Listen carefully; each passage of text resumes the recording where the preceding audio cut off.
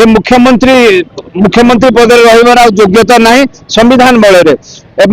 से ये सब ठीक ठाक करू ना आसंता दिन मानक काढ़ी खपाड़ी देवे देशवासी से आम काढ़ी खपाड़ार कम लगे। शेख अब्दुल वाली रिपब्लिकन पार्टी ऑफ इंडिया राज्य सभापति कौन है कि ये देशटा संविधान रे चलुची एवं से संविधान बल रे आमर आदिवासी समाज जड़े लोक मुख्यमंत्री हो पारी एवं तांको पूर्वज कई मुख्यमंत्री हो नथिले से हो पारी संविधान बल रे से संविधान रा सुरक्षा आमे ताकटू आशा करूछु किंतु संविधान रा सुरक्षा एठी होउनी एबे जा होउची अणसंविधानिक काम होउची माने जहार जते शक्ति